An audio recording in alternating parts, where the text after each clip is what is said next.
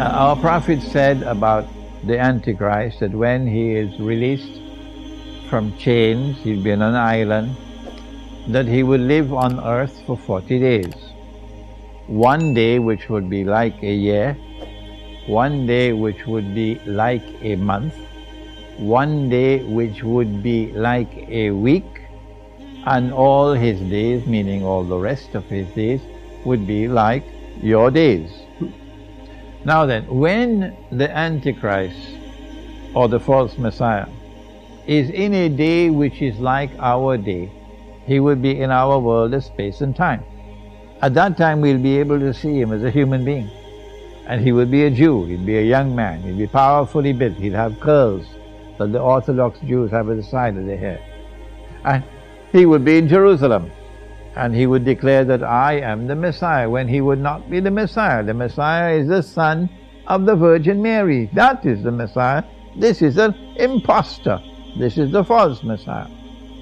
But before he enters into a day which is like our day, and hence in our world of space and time, and we can now see him as a human being, and a Jew whose ancestry can be traced to David alayhi salam, Nabi Dawood alayhi salam, the house of David. So we have to know who was his father and mother and grandfather and grandmother, and so on. Before that, the Antichrist has to pass through 3 stages of his life. The first stage, after his release from bondage, would be the very long one, a day which is like a year. And my understanding is that it was in that period of his lifespan, the first stage, that the world experienced Pax Britannica, a day which is like a year. And it was at that time that the British sterling pound became the ruling currency in the world, for example. It was at that time that Britain ruled every single naval port in the world. These things didn't happen by accident. Pax Britannica came into being as stage 1 of the mission of the Antichrist to eventually rule the world from Jerusalem. And then came stage 2, namely a day which is like a month. And we saw at that time, my political and economic and monetary analysis allowed me to recognize that in stage 2, the Antichrist or the false Messiah gave to the world Pax Americana in succession to Pax Britannica. And now it is not naval power, it is air power, aerial power. And the Antichrist rules the sky.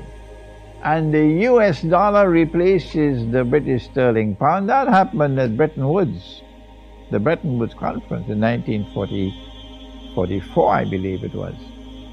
And a day which is like a month would be a shorter period than a day which is like a year. And so Pax Americana would not last as long as Pax Britannica. My understanding is that we are now located at that moment in time when a day which is like a month is ending and a day which is like a week which is about to commence.